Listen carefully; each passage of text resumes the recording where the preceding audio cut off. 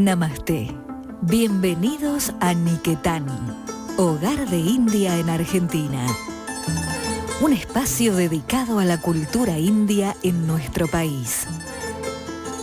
Música, danza, teatro, filosofía, espiritualidad, viajes. Con su colorido característico, se dan cita en esta hora. Te invitamos a compartirla. Con ustedes, su conductor, Gustavo Cansobre.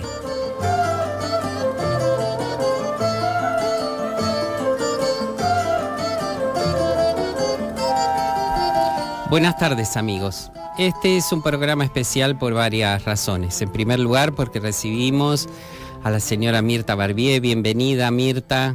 Un placer tenerte personalmente. Primera vez que te tenemos personalmente en el programa, por más que hemos hablado muchas veces. Es verdad, es un gusto estar acá, finalmente. Era un gran déficit de nuestro programa hablar de India y no tener a Mirta Barbier con nosotros, porque sabemos que India y Mirta Barbier son casi sinónimos en Argentina, así que realmente te agradecemos mucho que te hayas venido hoy hasta aquí. Con mucho gusto, amo la India y sí, me siento muy identificada con su cultura. Y justamente ha venido Mirta en el día en que estamos comenzando nuestro cuarto año de programa. Comenzamos allá por mayo de 2012, nuestra primera temporada, el primer lunes de mayo, con la asistencia del entonces embajador de la India en Buenos Aires, Rengaraj Vishwanathan. Y aquí estamos comenzando un nuevo ciclo, este ciclo que se hace posible gracias a la presencia de nuestros anunciantes. La Embajada de India en Argentina y las siguientes empresas de capital indio que invierten en nuestro país hacen posible la emisión de Niquetán. Cognizant Technology Solutions de Argentina. Godrej de Argentina. Síntesis Química, División de Punjab Chemicals. Bien. No es fácil que una persona encuentre la vocación de su vida. Menos aún que tenga dos vocaciones muy fuertes y que tenga la gracia de que en la vida las pueda encontrar. Y creo que estamos ante la presencia de eso, Mirta, porque el ballet por un lado y la India por otro son de esos verdaderos llamados, vocaciones llamado, ¿no? Esos llamados del alma que desde muy pequeña sentiste. Es verdad. Yo comencé a estudiar ballet a los 8 años. Y a los 11 ya decidí que iba a ser una bailarina profesional. Mi vocación ya estaba firme y creo que es una suerte saber tan temprano lo que uno quiere hacer en la vida. Seguro, yo iba a ser una bailarina clásica o nada. Eso era lo que yo quería y tuve la suerte, ya entré al Colón a los 8 años a la escuela, ¿no? Y a los 14 entré a cuerpo de baile. También otra gran suerte porque hubo en esa época muchos puestos libres. Y bueno, dimos examen y entramos, las que éramos alumnas primero de la escuela. Sí, sí, eso de suerte, digámoslo entre comillas, porque sí. No es precisamente azaroso ingresar al ballet estable del Colón, Mirta. Sí, pero es la suerte. Trabajaste mucho, sí, ¿no? Pero se dieron las oportunidades, es la suerte, ¿no? De que hubiera puestos, porque después pasó que como todos los puestos se tomaron por gente muy joven, como yo era, imagínate, 14 años, por muchos años no hubo puestos y otras chicas que después tenían 17, 18 años no podían entrar. Entonces fue una suerte poder entrar en ese momento. Y bueno. Bien, y tu trabajo redobló que la suerte, entre comillas, sabía lo que hacía guardándote un espacio. Sí, bueno, yo trabajo fuerte. Cuando yo quiero hacer algo, lo hago con todas las fuerzas, trato de ser lo mejor posible, en fin. Realmente me gusta centrarme en algo y salir adelante, ¿no? Y en tu casa no es una casa de bailarinas en particular. Para nada. O sea, esa vocación viene netamente del alma de Mirta. Yo creo que sí, porque mi mamá era orientalista y mi papá era un ingeniero civil. Y tuve la suerte también de tener esos padres que me apoyaron en todo, en todo. Entonces, bueno... Evidentemente tu mamá jugó un rol fundamental en el despertar de esa vocación por India. Por ¿no? India, sí. Porque desde muy pequeña... Sí, mamá desde muy chiquita, tenía 5 o 6 años y me contaba historias de Krishna y todas esas cosas, así que yo crecí en medio de un ambiente muy especial. Bien. y aprendiste evidentemente porque tu mamá dominaba sánscrito, además del japonés. A los 11, 12 años me empezó a enseñar el Devanagari, es lo básico, y empecé estudiando lo básico. Así que cuando yo fui a India por primera vez, que fue a los 17 años, en Kalakshetra, que estudiábamos sánscrito, yo ya tenía una base. Y ahí seguimos estudiando después. Bien, claro. O sea que esa única extranjera que estaba ahí no demostró ser tan extranjera, porque lo que esperaban que era que pudieran ni siquiera entender el alfabeto, ya lo sabías. Eso por suerte sí, era una base, ¿no? Bien. Y Mirta, ese año de los 17 años fue muy decisivo, ¿no? Tanto para el ballet como para la India. Pasaron muchas cosas en ese año. Después de haber entrado, como dije, a los 14 años al cuerpo de baile, es decir, bailarina de fila, a los 15, 16 empecé a hacer algunos rolcitos y a los 17 tuve la suerte que me eligieron para hacer el rol principal de Coppelia. Es decir, no lo hice yo primero. Primero hay varios repartos. Yo era el tercer elencos, ¿no? Yo era el tercer reparto, pero lo hice. Y bueno, fue mi debut como primera bailarina en el Colón, en un ballet hermoso, en el papel de Suanilda, que es la protagonista, ¿no? Ahí estabas mostrando todo lo que venías trabajando desde hacía ya 9 años casi. En la Eso ocurrió a principio de año y a mitad de año lo volvieron a hacer. Lo hicimos en la temporada de verano y después la temporada del Colón. Y a fin de año me fui a la India. Y contanos qué pasó, porque algo pasó importante.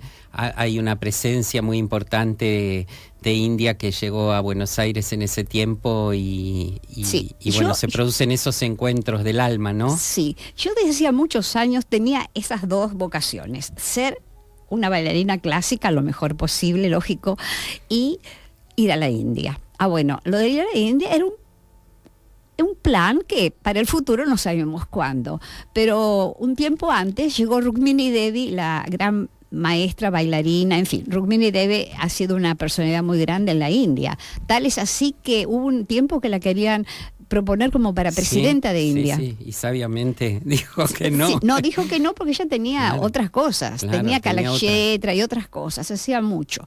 Bueno, vino a la Argentina, ella vino en realidad a dar conferencias acá sobre teosofía. Claro, porque ella, aparte de ser artista, era militante, digamos, teosófica. Sí. Y bueno, como mamá tenía mucho contacto con la embajada de India en esa época, cuando le avisaron, le dijeron: mire, va a venir una gran maestra de baile, su hija que le gusta la danza, es bailarina, ¿le gustaría conocerla? Mamá dijo: sí, yo sí. Bueno, y nos presentaron a Rukmini. Y Rukmini Devi, cuando me conoció, simpatizó mucho conmigo y me comentó que ella, cuando era joven, pero ya estaba casada y todo, joven pero grande, digamos, como de 28 años, algo así. Sí, porque se casó muy joven con... Se casó a los 16 o algo así, pero tendría 25, 28 años, no sé exactamente. Conoció a Ana Pavlova. Y Ana Pavlova fue a India. Entonces ella se hizo muy amiga de Ana Pavlova y empezó a viajar con la compañía y a estudiar ballet. Mira. Pero claro, era una época, ya empezar ballet se da, lo hacía como algo que le gustaba y nada más. Y Ana Pavlova le aconsejó que ella, ¿por qué no buscaba de estudiar las danzas de la India auténticas, que en ese momento no estaban como ahora tan en boga así? Bueno, y ella buscó y consiguió algún maestro de una aldea, que eran los maestros de las devadasis, o sea, las bailarinas de los templos. Y este maestro, Meenakshi Sundaram Pillai, ella lo trajo a Madras y empezó a estudiar con él. Y estudió durante varios años y finalmente se presentó en público. Fue una revolución. Fue un escándalo. India, un escándalo terrible, ¿no? Porque en esa época pasa algo muy extraño. Las devadasis en India, que bailaron hasta poco antes de que India fuera república, es decir, hasta los años 30 todavía estaban bailando en los templos. Ellas eran muy respetadas porque eran consideradas muy auspiciosas, pero a la vez había algo que eran mujeres no tan serias como las demás mujeres. Entonces era una cosa muy extraña. Ellas, por ejemplo, eran invitadas a las bodas de los príncipes, a los grandes eventos y en lugares de honor, pero a la vez había un recelo. Entonces, Rukmini Devi, una señora brahmina casada con un inglés, era algo muy extraño. Era lo menos que se esperaba. Bueno, y ella dijo algo muy lógico. La danza india no tiene nada que ver con la vida de las devadasis. Es un arte maravilloso, exquisito, y yo quiero probar que si uno lo hace realmente, seriamente y todo, es algo muy bello. Bueno, y bailó. Y bueno, empezó ahí, y ahí después ella empezó a formar a Kalakshetra con un grupito de chicos muy jóvenes, y así empezó a prosperar Kalakshetra, y bueno, tuve la suerte de ir ahí años después, ¿no? Así que fue, bueno, Rukmini Devi me Aparte esa labor fue como un rescatar las tradiciones clásicas del Bharatanatyam, que en algunos casos estaban un poco perdidas, ¿no? O desvirtuadas. Estaba muy perdida, tal es así que cuando Ana Pavlova fue a la India, que no sé, creo que fue en los años 30, no sé si 35, algo así, no encontró nada. Ella quería ver danzas clásicas de la India y no, porque esas la bailaban solo las devadasis y en los templos. Bueno, cuando Rukmini Devi vino acá, y yo la conocí, tuve ese honor, y sabiendo que yo era una bailarina clásica, ella me dijo que tenía un gran amor por el ballet clásico y que en su mente tenía la idea de ayudar a alguna joven bailarina clásica en alguna forma para devolver todo lo que Ana Pavlova le había dado a ella. Bueno, y me dijo, ¿quieres venir a la India? Y yo dijo, sí. Y me dijo, bueno, si quieres yo te doy una beca para Kalakshetra. Y yo dije, bueno, pero yo estoy en el cuerpo de baile estable del Colón. Entonces ella me dijo, bueno, no decidas nada ahora, yo me voy y me escriben. Entonces cuando ella se fue, empezamos a hablar, mi padre, mi madre y yo, algo muy serio. Y decidí que sí, que me iba a la India. Fuimos al Colón y pedí licencia por 2 años.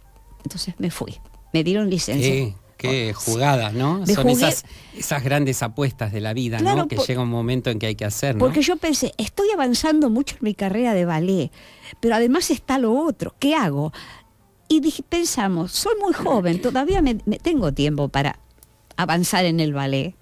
Así que, ¿por qué no tomar esta oportunidad? Y bueno, me fui a Kalakshetra, estudié 2 años primero, mi primera ida, pero 2 años intensivos, muy intensivos. Fuiste con tu mamá, acompañada con tu mamá. Sí, porque mamá de paso iba a India a estudiar ella, más sánscrito, más filosofía, todo.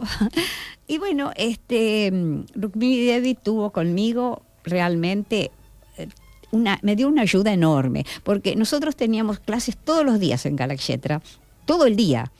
Y con el régimen tradicional del Gurukul, digamos. Del Gurukul, sí. A la mañana teníamos clases, digamos, 2 horas de danza clásica técnica. Después había la parte expresiva, teoría, estudiábamos sánscrito, estudiábamos cultura védica, todas esas cosas. Todo, en fin, historia del arte y de todo. Pero a la tarde ella me puso, además, una clase privada para mí. Yo era la única que tenía una maestra privada a la tarde. Quiere decir que yo tenía todos los días a la mañana y a la tarde. Por eso pude avanzar muchísimo. Bueno, y ella me pidió que bailara ballet ahí, que diera una clase de ballet. Y entonces los chicos empezaron a saber algo de este arte, ¿no? Así que fue muy linda mi estadía. Esos 2 años fueron maravillosos. Y te prendaron. La India bueno, enamorada. Te tomó el corazón. Enamorada. Yo llegué a la India por primera vez, no a un lugar extraño, yo llegué a mi casa, esto es mi hogar.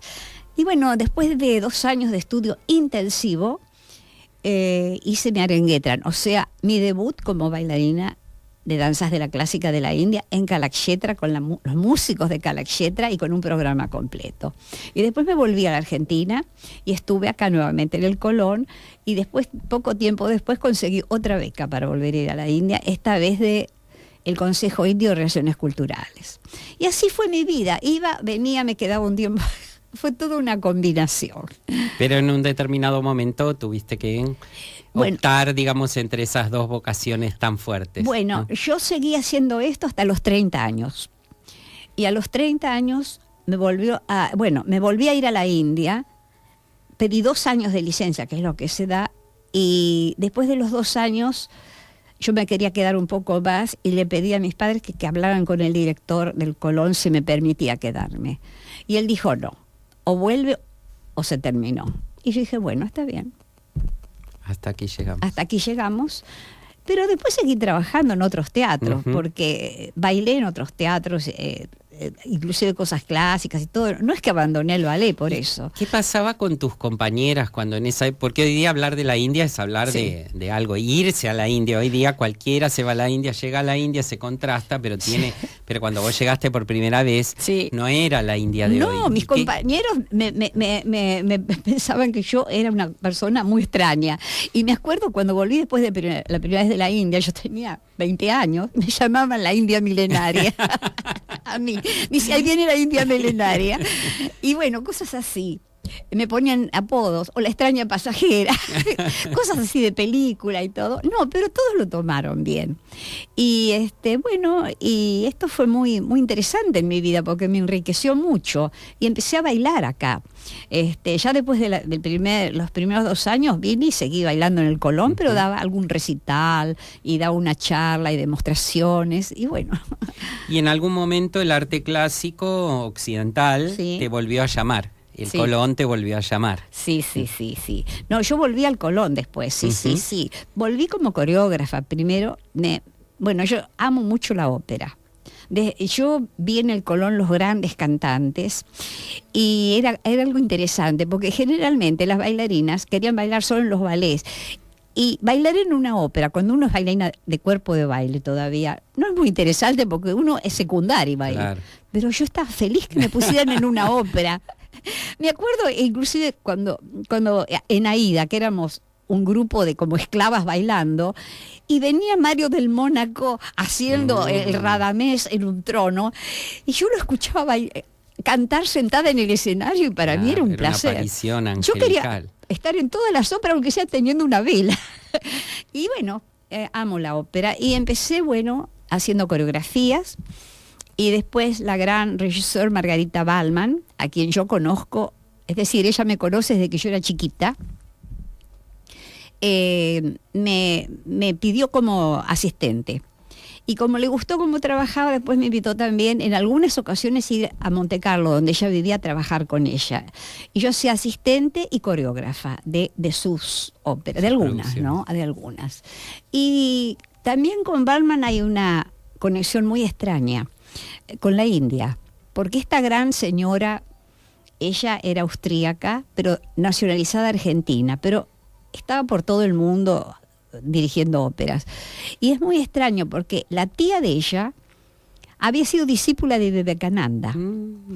Y ella empezó a entrar en toda esta filosofía de la India a través de esta señora. Y ella tenía un anillo de Vivekananda que la tía se lo dejó a ella como herencia. Y ella después lo donó a la Belle Urmath allá, todo eso. Así que era una conexión rara, porque cuando yo fui a Monte Carlo a trabajar con ella tenía su dormitorio y había un dormitorio de huéspedes. Ese me lo dio a mí. Y cuando entro en el dormitorio, en la India, dijiste. A cabecera de la cama estaba la esposa de Ramakrishna, Sarada Devi. Y yo me quedé justo.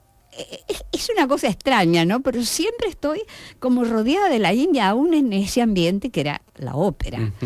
Así que bueno. Bueno, eso habla de los destinos del alma, ¿no? De esas afinidades que no sabemos cómo, por qué, pero que se dan y son fortísimas. Sí, no, para mí ha sido algo maravilloso todos estos contactos. Así que bueno, y además, por ejemplo, fue muy importante a mí la ayuda que me dio Rukmini Devi, por un lado, y por ejemplo el de Margarita Ballman también por otros. Eran 2 señoras grandes, pero que me apoyaron, ellas como maestras, como, en fin, 2 personas talentosísimas, cada una en lo suyo, ¿no? Y me dieron un gran impulso en mi carrera, ambas. ¿Y tus padres te vieron cosechar el éxito de tu tarea, Mirta? Sí, mucho. Además me ayudaron en todo. Mi papá por un lado, mi mamá por otro. Mi mamá vino muchas veces a la India conmigo. Después yo, cuando yo era más grande, iba sola, yo empecé a viajar, pero él siempre me apoyaba y ella también. Así que tuve un apoyo enorme en mi familia. Bueno, amigos, estamos hablando en Niquetán, en la tarde de Radio Cultura, con Mirta Barbier, eximia artista, bailarina, y que nos está contando lo que ha sido el derrotero de su carrera.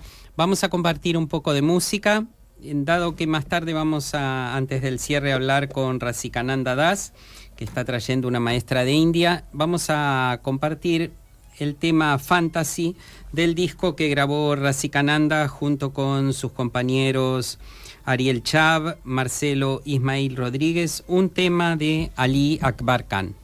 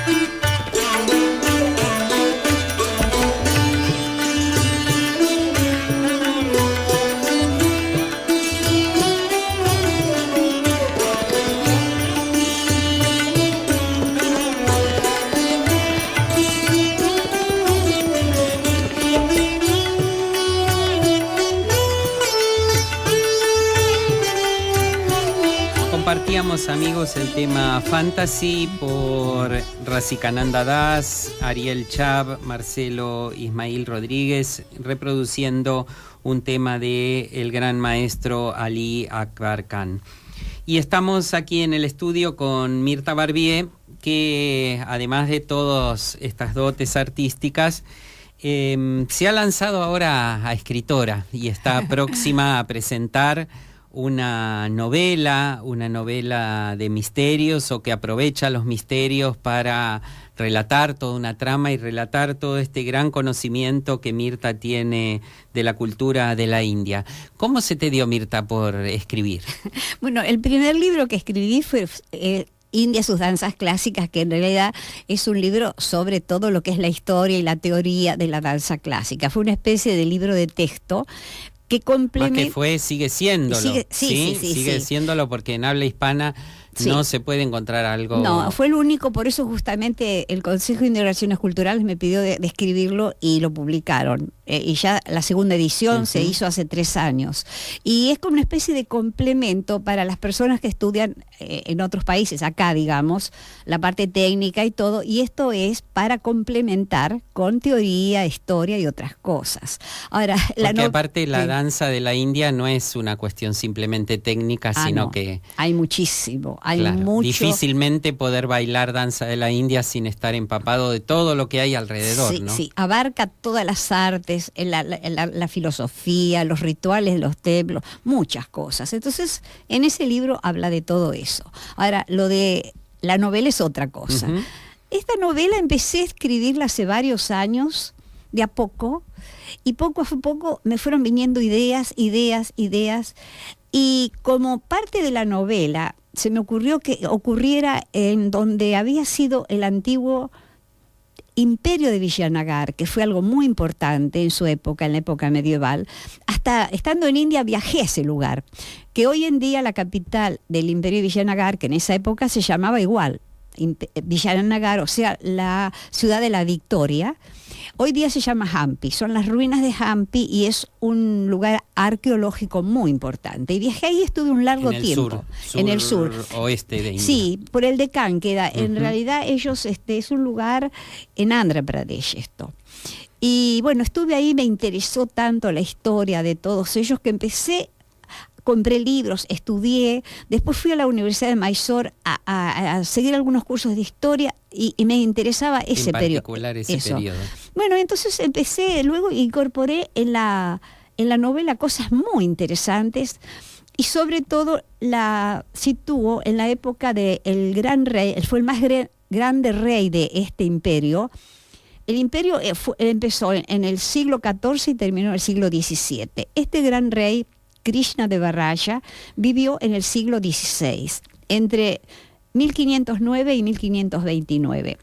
Mi novela está situada en esa época, una parte de la novela, en eso. Y este rey fue alguien muy importante, hizo muchas cosas, se destacó en todo. Era un gran gobernante, un gran guerrero, pero a la vez un poeta, músico. Él escribía en telugu y sánscrito. Y era un protector de las artes, de la filosofía, era hindú, muy devoto, pero a la vez era muy tolerante, respetaba todas las religiones, no tenía esos problemas, ¿no? Así que bueno, estuve tomando muchas ideas, muchas cosas de distintos lugares de la India. Y bueno, están incorporadas en la novela. En la novela, aparte de haber un misterio. Hay un tema de ficción y todo, pero hay mucho de lo que es la historia de la India, mucho de la cultura de la India, y está situada en 2 épocas, en el siglo XX y en el siglo XVI. Ah, qué interesante. Así que... uno va y viene permanentemente. Hay cosas que ocurren y sobre hechos históricos reales está la ficción, que es irreal. Bien, así que el Templo del Pasado, que así es el nombre de la novela, va a estar próximamente, creo, en el mes de junio, ¿no? Vas a estar presentándolo. Sí, ahora pronto va a haber una presentación privada, como ya sabes, en la embajada. Pero después en julio lo van a presentar en la editorial Kier, que son los que la publican. Los editores. En junio, no sé exactamente la fecha, pero ya vamos a informarlo. Y se va a presentar ahí en el local, así que estarán todos invitados los que quieran venir. Bien. ¿Y seguís escribiendo, Mirta? No, por ahora no, porque realmente escribir un libro lleva años, lleva mucho trabajo. Porque aparte de todo lo que hablamos en la primer parte, en algún momento apareció en tu vida otra nueva vocación, que es la de enseñar. Bueno, sí, también. Yo empecé a enseñar ahora unos 10, 12 años más o menos. que fue justamente cuando dejé de bailar. Ujú. Y bueno, lo hice, pero ahora estoy en una época más tranquila. Quiero disfrutar de muchas cosas, de todo lo que me gusta, del arte, de la música, de todo. Así que estoy tranquila. Pero es muy importante que ese gran legado que acuñaste Sí, has sí. sabido transmitirlo. Sí, sí, en distintas formas. Ujú. Porque primero fui bailando yo. Y después fue haciendo coreografías, después enseñando, ahora escribiendo. Pero Sí. tenés, digamos, discípulas que han... Sí. ¿Sí? Hay algunas bailarinas que ella hace 10, 12 años que estudian, Ujú. entonces ellas tienen sus alumnos. Son ellas las que enseñan ahora más que nada. Y yo a veces organizo funciones, soy una especie de directora artística Claro. del grupo, pero ellas son las maestras ahora. Bien, sí. y les has, cuando uno habla con ellas, les has sabido inculcar el amor por lo clásico de India, que es lo que hace que India sea Sí, hoy sí, día sí. India, ¿no? Independientemente Sí, que sí, cada sí. una después pueda hacer otras cosas. Sí, pero sí. tienen claro Sí, qué sí. es lo clásico y cómo hay que hacer para conservar lo clásico. Además, ellas han ido a la India varias veces, hacen lo posible por ir. No es barato ir a la Ujú. India cada 3, 4 años, pero bueno, lo hacen, algunas van más frecuentemente, las que pueden, y otras ahorran y van cuando pueden, pero siguen yendo a la India y estudiando con maestros muy importantes. Ujú. Además, acá, felizmente ahora el embajador ha invitado muchos bailarines que vienen, entonces ellas pueden tomar clases con estas Claro, personas que vienen. exactamente. Justamente va a venir pronto, creo, 2 bailarinas, ¿eh? Sí, Una está de- viniendo... Una de Katak. Sí, de Katak, que va a estar, ya tenemos entrevista con ella el Sí. 13 de junio. Ajá. Y otra de Bharatnatyam, pero no sé exactamente la fecha. Y la que hoy me acaba de escribir que Sí. vuelve ¿Quién? es nuestra querida Janaki. Ay, ojalá, que es En maravillosa. septiembre. Me acaba de mandar hoy a la mañana un mail Ay, qué lindo. diciendo, creo que está todo por confirmarse porque está la semana que viene está en Chile. Ah. Entonces yo le escribí, ¿Pero y no va a pasar por acá? esta vez no. Pero Ah. bueno, me quejé de que no pasaba y me dice, no te preocupes, en el mes de septiembre seguramente estaré nuevamente en Argentina. Hablamos de la gran bailarina Janaki Rangarajan, que hemos tenido la dicha, el placer de... ¡Qué belleza! Es una de las grandes bailarinas de India hoy en día, Ujú. ¿eh? Es extraordinaria. Sí, anda por todo el mundo, requerida y... Es que bueno, tiene todo. Tiene una figura extraordinaria, una técnica hermosa, es bella, es expresiva, es muy completa realmente. y esa es la verdad que tenemos que destacar la labor que ha hecho el embajador Amarendra Katwa, Sí, sí. que ha traído en estos 3 años casi que está en la gestión muy buenas artistas. Ha traído ¿no? bailarines de Bharatnatyam, de Kathak, de Odissi. De Odissi. Sí, Mm. hasta ahora no vi ninguno de Kuchipudi, ojalá que venga alguno también, porque las chicas bailan Kuchipudi. Pero han venido, si nos ponemos No, a poner sí, nombre, sí. han venido 7, 8 Sí, sí, bailarines en un muchos. periodo de 2 Sí, años y sí. medio, realmente es muy destacado. No, lo que él ha hecho apoyando el arte en esa forma es muy valioso, muy valioso. Y refleja también, bueno, la capacidad de apreciar que tiene el arte. Yo ¿no? además le agradezco al embajador profundamente que me haya permitido presentar mi libro en la embajada, porque el anterior se presentó en la embajada y este también. Ujú. Lo presenta él, para mí es un gran honor, porque te das cuenta de que se presenta en la India en realidad. Y sí, La embajada es la es India. así, es así. Entonces es hermoso. Pero es que, Mirta, Sí. mira, yo pisé la embajada por primera vez en el año 79, cuando Sí, estaba sí. estudiando arte. Sí. Y fui a la calle Paraguay en ese momento, Sí, me acuerdo. a la biblioteca, Sí. a buscar unos libros, y en ese momento ya uno entraba y hablaban de Mirta Barbie en la embajada, ¿sí? Así que Claro. la embajada es tu segunda casa aquí Sí, en, yo en la embajada en Argentina. me siento muy feliz, es verdad, pero es para mí un honor que me haya permitido el embajador nuevamente presentarlo. Y bueno, esperemos que todo salga bien, que a la gente le guste la novela, veremos. Bien, Sí, amigos, sí. ha compartido con nosotros todo el resultado y la experiencia de una vida muy prolífica y permítime, Mirta, decir muy humilde, porque Mirta, uno va a una reunión en la embajada y sabe que Mirta está porque la conoce, pero quien no la conozca, Mirta va a pasar totalmente desapercibida, como ocurre con los verdaderos gurús en la India, ¿sí? Que lo son por lo que hacen y por el legado que dejan, y no simplemente porque andan presentándose a sí mismos como tales o cuales, ¿no? Claro. y realmente queríamos aprovechar la presentación del libro para que compartas con todos, porque hoy día todo el mundo habla de la India, pero no todos saben lo que hubo que hacer en el momento en que nadie casi conocía la India, los que abrieron cauce. Que algunos comenzaron desde ya mucho antes que vos, pero vos viniste ya en una camada importante y fuiste en el campo del arte una de las que más trabajó para hacer realidad esto de que India esté instalada hoy día en Argentina, como no lo está en muchos países, porque la realidad es que, bueno, vos lo sabés, cuando te escuchan en India, saber que en Argentina hay tanto conocimiento de la cultura de la India no es fácilmente comprensible. Así que en nombre de todos los que hemos recibido el esfuerzo de tu trabajo, queremos aprovechar esta oportunidad para agradecerte, Mirta, para desearte lo mejor con El Templo del Pasado, que se está presentando ya próximamente, tu novela.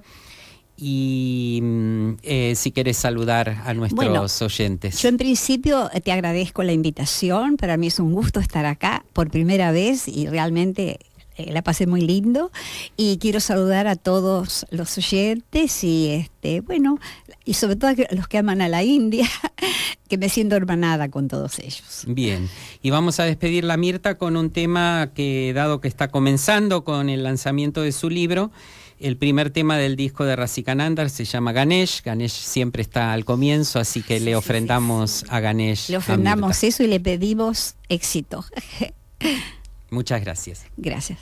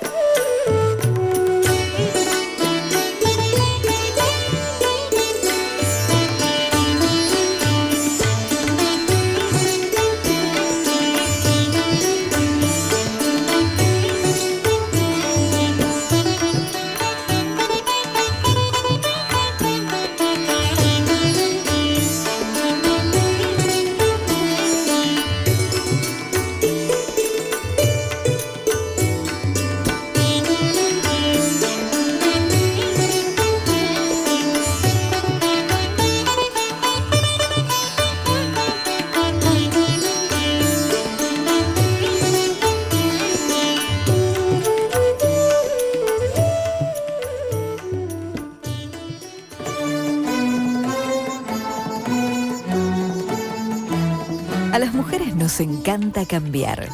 Cambiamos cuando logramos decidirnos. Cambiamos para descubrirnos. Cambiamos para divertirnos. Isue está con vos en estos cambios. Probá Isue 3D Gloss, la nueva coloración con brillo en 3 dimensiones para que tu brillo se refleje mucho más. Isue cambia tu color y cambia todo. Isue presenta las noticias para esta semana. Amigos, dentro de las actividades destacadas que queremos anunciar para esta semana, hay la visita de una música que viene de la India y por eso lo tenemos en línea a el intérprete de los temas musicales que estamos pasando en el día de hoy, Rasikananda Das. Buenas tardes, Rasikananda. ¿Qué tal? Buenas tardes, Gustavo, tanto tiempo. ¿Cómo estás vos? Bien, todo bien por ahora. Están trabajando duro para la visita de la maestra que viene ahora el 14 para el seminario intensivo que comienzan en Córdoba. Exactamente. Después de 5 años, la maestra Ratnavali Adhikari, que es vocalista, es nacida en Kolkata, en India, nos está visitando nuevamente. Este va a ser el 16º curso intensivo de música de la India, desde el jueves 14 de mayo hasta el domingo 17, inclusive. Esto va a ser en la localidad de Villa General Belgrano, en provincia de Córdoba. El intensivo, bueno, ya son 16 intensivos en realidad que coinciden con, este intensivo coincide con el 20º aniversario de la Escuela de Música de la India, de Sargam. Felicitaciones. ¿Cómo? Muchísimas gracias. Estamos en el 20º aniversario, o como le digo yo, el 20º aniversario. Justo recién hablábamos con Mirta Barbier, que estuvo en el estudio y contaba todas las veces que compartió escenario con vos y con Ariel en múltiples actos organizados por la embajada, cuando ella todavía bailaba. Justamente. Cuando bailaba, exactamente. Es una gloria de la cultura de la música de la India. Este es un tesoro viviente para mí, Mirta. Y contanos en detalle entonces el desarrollo del intensivo, porque esto tiene la peculiaridad de esa manera tan india y tradicional de aprender la música, estando en un lugar, compartiendo el vivir en ese lugar y encima en un lugar natural, ¿no?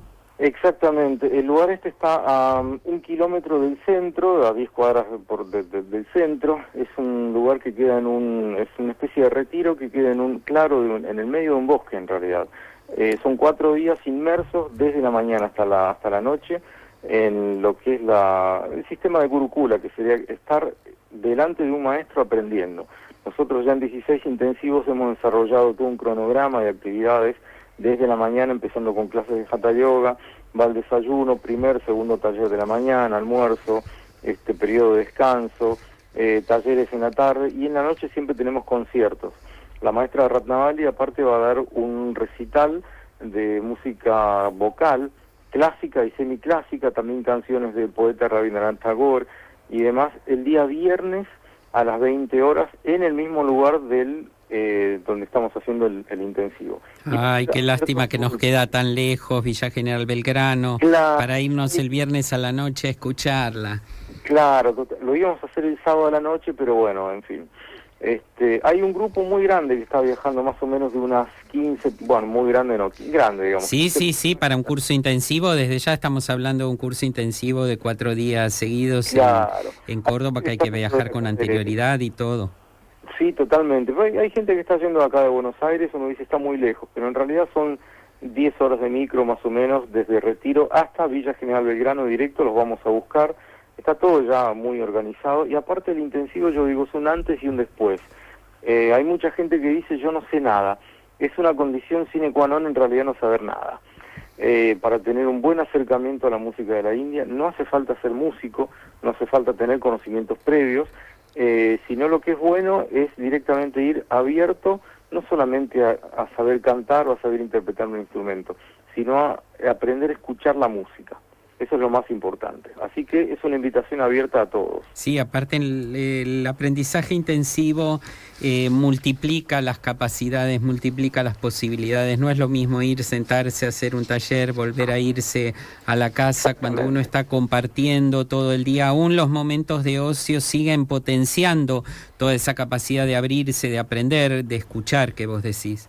Exactamente, es así, es tal cual. Así que por eso hacemos este curso intensivo. Ya hemos tenido otros maestros antes, vino la maestra citarista Krishna Chakrabarti, amiga de Ratnavali, el maestro Sachdev también, vinieron otros profesores también, y bueno, han sido experiencias increíbles. Bien, Sargam entonces siempre abriendo estos espacios para que los músicos clásicos que visitan Argentina puedan tener esta posibilidad de aprendizaje. ¿Dónde pueden comunicarse los interesados, Ratsikananda? Nos pueden mandar mail a sargam, con M final, M de mamá, sargam.ba, @gmail.com.ar, o se pueden comunicar telefónicamente al 4922-8689. Por ahí lo repito, 4922-8689. Si no, si quieren, directamente googlean Escuela de Música de la India, Argentina, y en Google ya sale, bueno, es el primer resultado que sale, nuestra escuela de música. En nuestra página www.sargam.com.ar ya está todo el anuncio del intensivo. Muy bien. Aparte es algo muy accesible, por los 4 días incluye absolutamente todo, el alojamiento, la comida es de toda natural, de una huerta del lugar regada con agua de ríos, totalmente orgánica. El pan es horneado ahí mismo. Hay mucha gente que va por la comida. Bien. Bueno, Rasikananda, les deseamos éxito, lo mejor. Te dejamos porque ya estamos con el bloque siguiente. Lo mejor, un saludo para Ariel y éxitos en el seminario. Muchísimas gracias por este espacio. Un saludo grande. Fue Rasikananda Das de la Escuela Sargam de Música Clásica.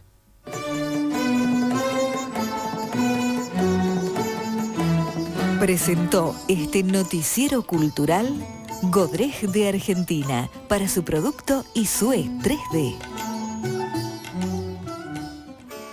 Hoy visitamos un espacio para recorrer las zonas y ciudades más atractivas de India. Haremos que su viaje sea una experiencia realmente inolvidable. Auspiciado por Level Tour, 30 años de experiencia a su servicio. Conozca India con quien la conoce. Esperamos su consulta en el 4893-1221 o en www.leveltour.com.ar.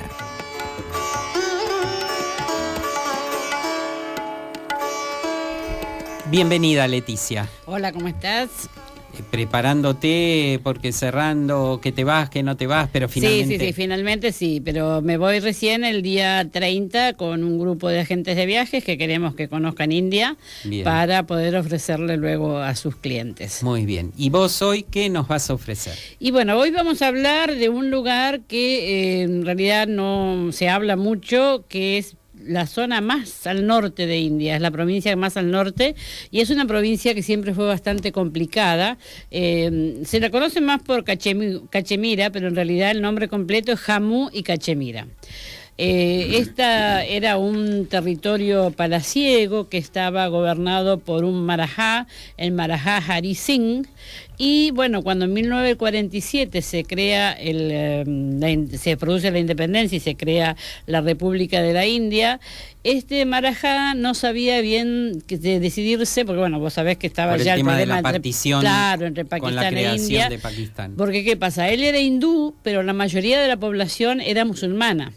Entonces, bueno, al no decidirse, el marajá tuvo una invasión de los pakistaníes y bueno, él obviamente no tenía suficientes tropas como para poder hacerle frente, entonces le pide ayuda a India. India le dice que bueno, que le va a brindar su ayuda material, pero que tiene que formar parte de la República de India. Claro, porque recordemos que los maharayas como que venían de estados principescos, independientes en sí Claro, mismos. Exacto. Bueno, en 1947 entonces se produce la primera revuelta entre India y Pakistán por este territorio. En 1948 se le pide ayuda a la ONU, entonces se hace un reparto. Queda una parte para Pakistán y una parte para India. La parte de Jammu y lo que se llama Jammu y Cachemira queda para la India. Pero después de esto hubo otras 3 peleas más en 1960 y pico, en 1973 y la última en 1999, o sea que hasta no hace muchos años era un lugar donde realmente no todos se animaban a hacer no, igual sigue siendo un lugar militarizado, pero bueno, en este momento está pacificado, se puede visitar sin ningún problema. Es un lugar que tiene 2 capitales. Durante el verano tiene Srinagar y en invierno Jammu. Es decir, porque bueno, es un lugar al estar tan al norte, exacto, tiene muchísima nieve. Tiene todos los climas. Y aparte, bueno, según dicen los indios, hay un dicho de los indios que si el paraíso existe en algún lugar, esto es en Cachemira. Realmente, bueno, yo todavía no lo conozco, pero por dichos de mucha gente, es un lugar bellísimo, inclusive Srinagar, que es la capital, está hecha sobre el lago Dal, o sea que algunos la llaman la Venecia de la India o la Venecia de los Himalayas. Y tiene incluso la peculiaridad de que uno puede contratar estadías ahí. En las casas botes, sí, justamente el tema de las casas botes surge de la época de los ingleses, porque, es decir, bueno, hace tanto calor en el verano, perdón, en el verano indio, que bueno, los ingleses emigraban al norte para poder estar más frescos. Pero ¿qué pasa? La gente del lugar los echaba porque le decía que esa era tierra solo para ellos, que no podían ir a Srinagar. Entonces, ¿qué pensaron los ingleses? Bueno, la tierra es de ellos, pero el agua no. Entonces crearon unas, construyeron... inglés para apropiarse de un lugar no tiene límites. No tiene límite. Pero realmente construyeron algo muy lindo, que son unos botes, unas casas botes, y ahí vivían en el agua. Y pasaban así los días del verano. Realmente la gente que es un lugar donde tiene mucho turismo interno, mucho turismo, o sea, la gente de buen nivel de la India se va a esa zona en la época de verano y pasan muchos días en estas casas botes. O sea, realmente los turistas son pocos porque es un lugar que no es muy conocido, pero realmente lo recomendamos porque por lo que comentan, vale la pena, es muy bello. Y porque aparte es un tipo de paisaje como bien distinto, bien diferente a todo lo que uno encuentra en el resto de la India, ¿no? Claro, ahí tenemos lagos, tenemos montañas, tenemos nieve, inclusive hay algunas con nieves eternas, ¿no? O sea, realmente estamos bien al norte. Con respecto al nombre del cachemira o cashmere, nosotros lo conocemos por los pulóveres. Entonces, es decir, justamente la única fuente de la verdadera lana cachemir es una cabra llamada cashmere, que es nativa de los Himalayas. Tiene una fina capa de pelos que está protegida por una capa de pelos más gruesa. Entonces, bueno, cuando se quita toda esa pelambre más ordinaria, más gruesa, y queda la otra que es realmente muy fina, muy delicada. Lo que pasa es que, claro, de cada animal cuando se lo pela se le sacan solamente 150 gramos. O sea que para hacer un pullover se necesitan por lo menos 6 cabras. Por eso realmente es algo tan caro. Y también tiene otra cosa bastante curiosa, ¿no? Que, bueno, puede hasta producir un problema con religioso, porque hay quienes dicen que allí se encuentra la verdadera tumba de Jesús.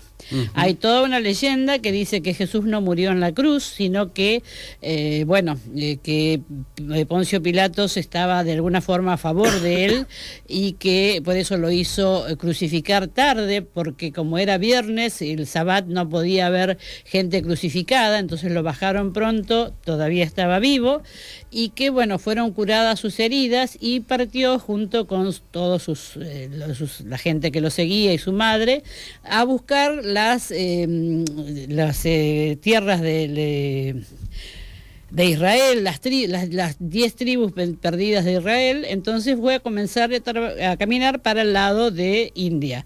También en algún momento se habló de que todos esos años que no se supo dónde Jesús había estado también en India. Bueno, dicen que su trayecto era para ir a Cachemira, que su madre falleció en el camino y que su tumba está en Pakistán. Y también dicen que la tumba de Jesús, la verdadera tumba de Jesús, que se casó, tuvo familia, está en Cachemira. Todo esto, hay un libro escrito por Andreas Faber-Karlsser que cuenta toda esta historia, que obviamente daría por tierra un dogma de fe muy importante para la religión cristiana, pero tampoco hay algo totalmente demostrado, ¿no? Pero bueno, es decir, es otra cosa más que podemos ir a investigar cuando nosotros vayamos a Cachemira. Bien, ¿y cómo se llega estamos Leticia? Realmente muy lejos, o sea que lo que le sugerimos es tomar un vuelo. O sea, realmente tenemos vuelos diarios a Srinagar desde Delhi, con las líneas locales, o sea que se toma un vuelo, es un vuelo de hora y media más o menos. Obviamente esta es la época, estamos ahora, la época mejor para visitarla, porque en el invierno es una zona nevada, es una zona a la cual no podemos visitar. Sí, recién ahora es la época en la que se abren todas estas Exactamente, zonas. No, y aparte, como les decía, en algún momento estuvo con este tema de la guerra con Pakistán, no estaba cerrado, pero realmente realmente no era recomendable ir porque siempre había conflictos, ¿no? Y habrá que hacerse una escapadita hasta la frontera y ver esa simpática ceremonia que suelen hacer entre los soldados indios. Claro, no, pero la ceremonia esa es cerca de Amritsar. Ah, de Amritsar. De Amritsar, sí, porque el lugar donde se cruza, la única lugar donde se cruza y donde pasa un ómnibus diario es un poquito más al sur, es a la altura de Amritsar. Sí. Bien, por algo la tenemos aquí Leticia para que nos ilustre. Con esto cerramos nuestro Niquetán de hoy y nos vemos el próximo lunes, queridos amigos, hasta el lunes. Presentó este espacio Level Tour. Conozca India con quien la conoce. Esperamos su consulta en el 4893-1221.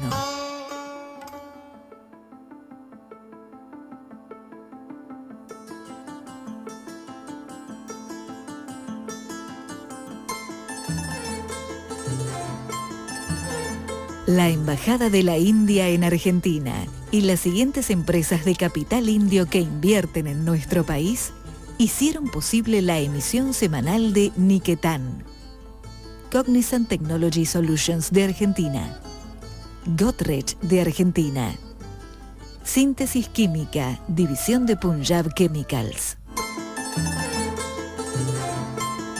Los esperamos la semana que viene en Niquetán, Hogar de India en la Argentina.